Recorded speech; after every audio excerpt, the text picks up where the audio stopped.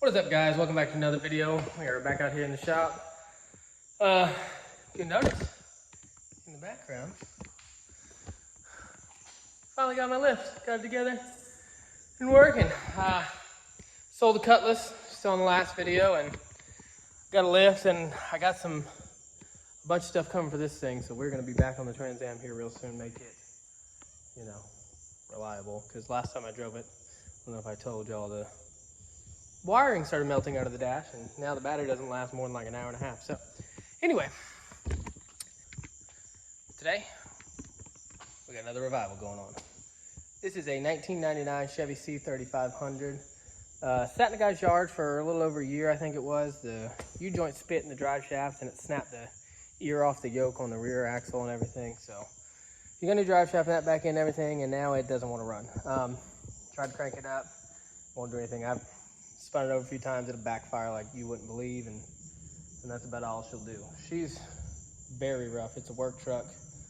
Same guy that owns a dump truck, all the 6.5 videos are in.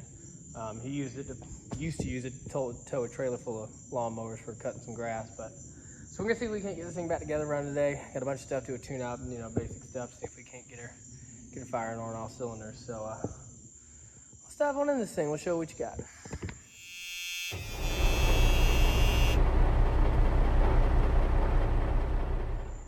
All right, so under the hood, we got Chevy 350. World's most common engine Chevy made. So we're gonna see if we can't bring this back to life. This is not the original engine, but it originally came with 350 in it. I was told they threw a used motor into it 10 years ago or so. I've got it spinning over. I know I have fuel. I did throw a fuel filter in there. It's under the truck on the frame rail just for poops and giggles. But we're gonna get up here on the top end and see if we got spark. If not, hunt that down, see what's going on. Like I said, it sat for a year or so, but Lord knows the last time this thing had maintenance on it. So first thing we're gonna do, we're gonna dive into it, see if we can't get some spark, and then we will go from there. Well, right off the bat, pulled the intake off, and something's just screaming at me. The zip tie holding the distributor cap down. Not the best sign in the world. So we're gonna start there, and we're gonna see where that lead takes us.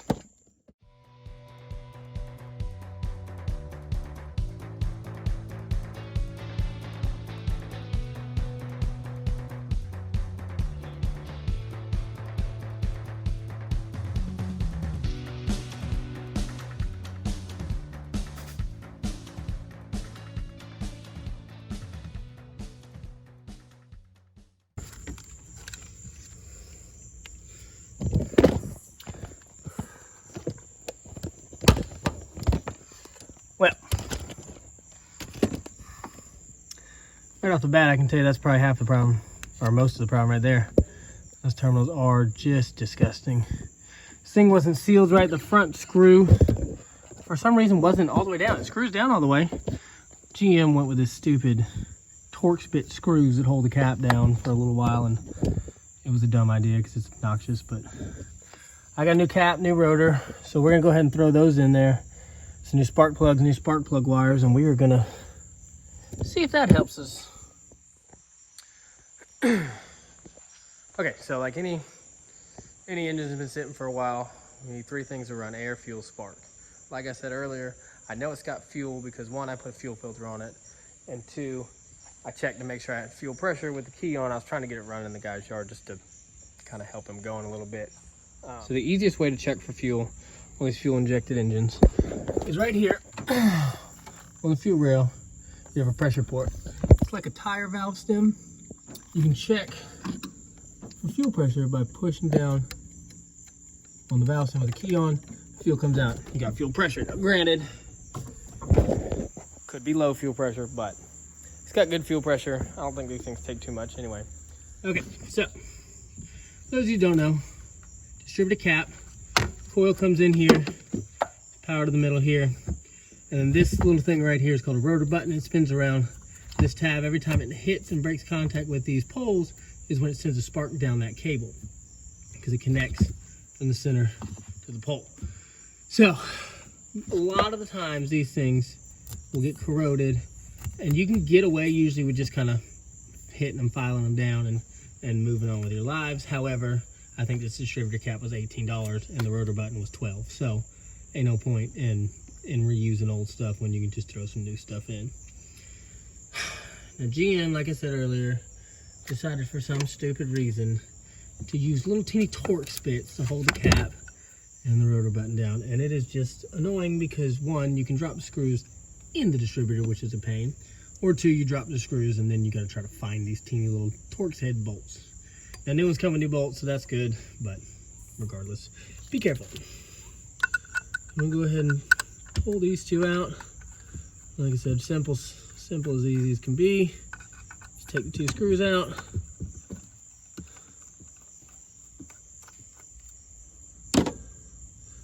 And it comes right out. Now all I gotta do, two screw holes, you can't really mess this up. All you gotta do is make sure you point the pointer in the right direction. And then just as it came off, new one just sits on. And there are little tabs in here, these two little prongs. They go in these holes to kind of help you line it up. So it's kind of fairly simple.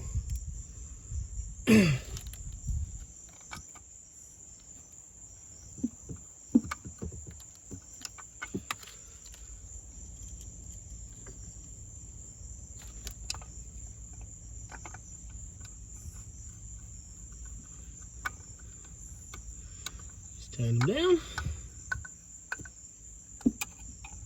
Keep in mind that all this is plastic, so you know, don't go crazy.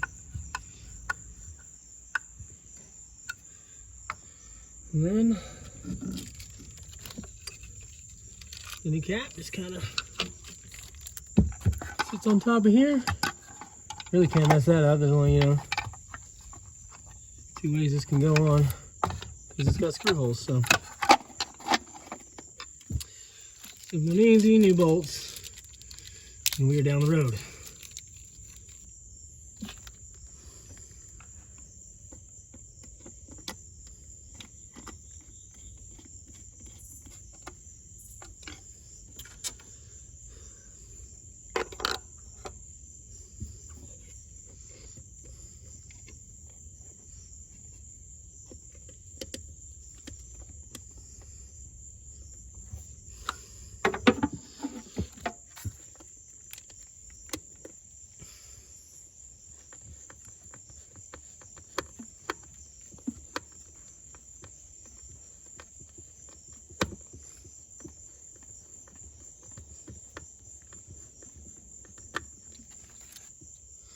Just screw them down to snug.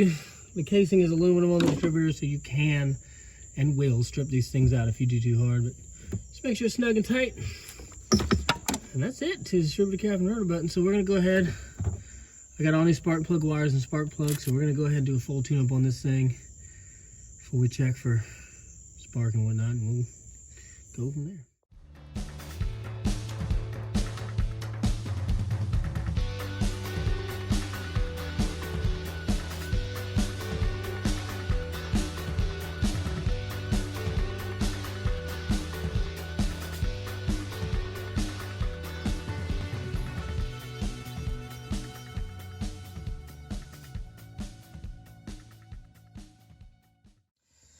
Okay, so we got the plugs out, and they're looking about what I expected. They're all real gross and oil soaked and fouled a little bit, if you can see.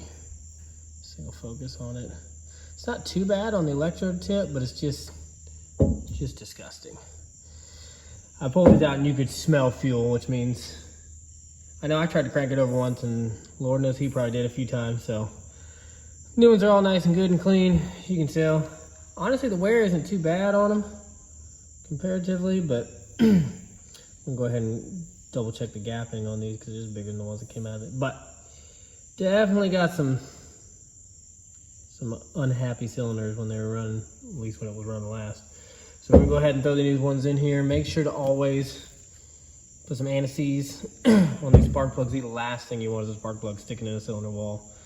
Unless you're Ford and you made your spark plugs to snap in half, because you know, that was fun. So we're gonna go ahead and get these lubed up and throw them back in the cylinder.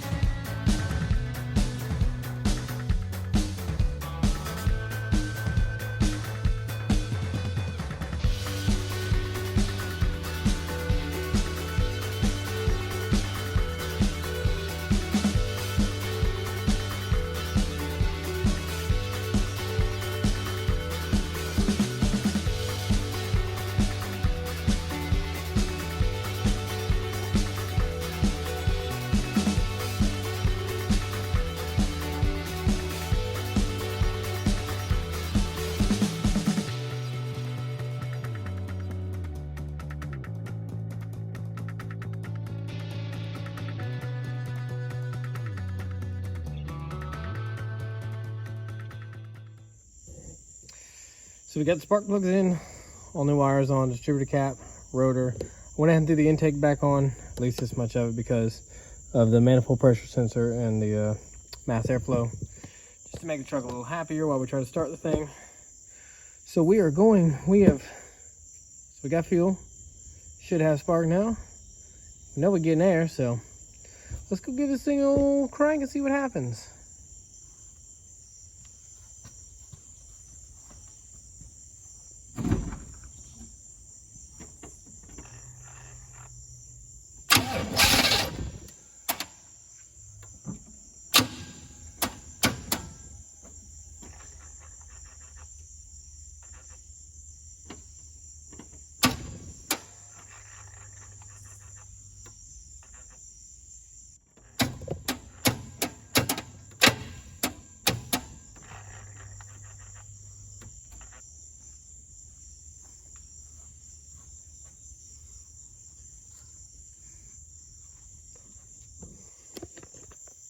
Well, that's not good. Seems to be almost locking up, to be honest with you.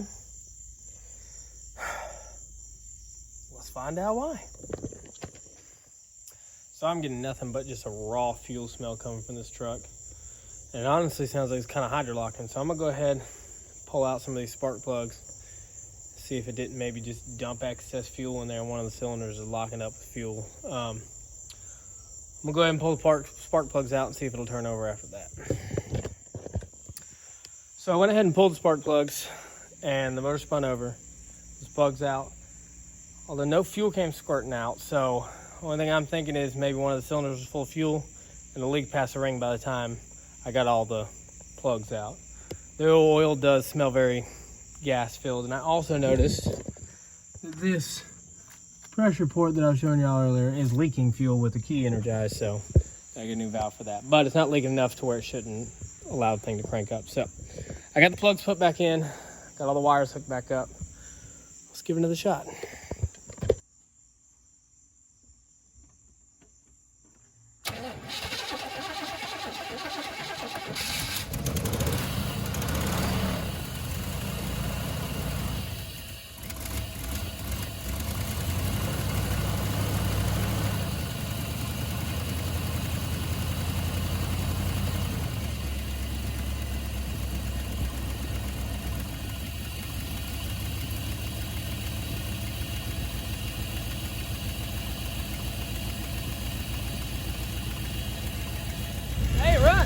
So, looks like it was just a spark issue, which is good.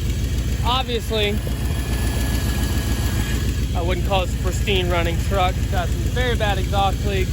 It's got a heck of a lot of other fluid leaks everywhere. The oil needs to be changed. It smells like gasoline. I am going to go through this truck for the fella. A bunch of other little stuff we're going to take care of. The window doesn't go up. It's got no interior door handle, so that could be a problem. I'm going to go through the brakes, suspension, all that good stuff. But it's running, so that's good. That's step one. Do a little maintenance, do an oil change to it, whatnot. And see if this thing will tear out the road one more time. Alright, so back out here the next day. Well, next night. A couple small updates. It's dark. Got the door panel off. I don't know if you can see. It definitely needs a window regulator. So I got a door handle on order. Oh, and you know, the transmission doesn't work. It will go in forward, but it won't go in reverse.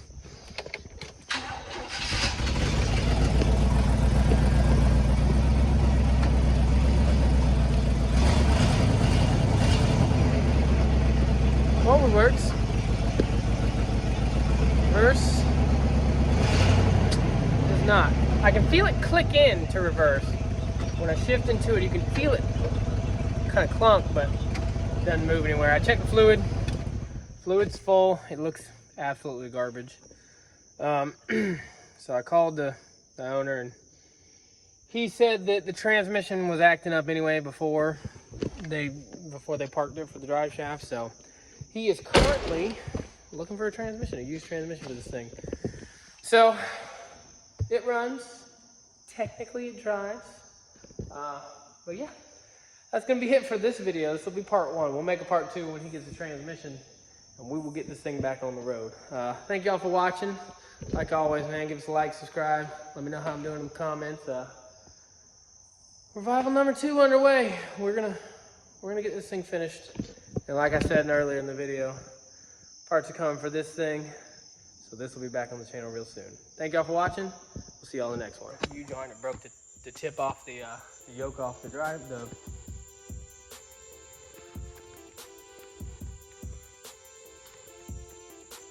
Today, this is a 1999 GMC. We're gonna start there, and we're gonna see.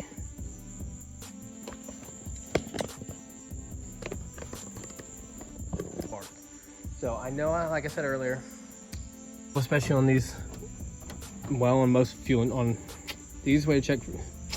So we have, all right, so we got, so,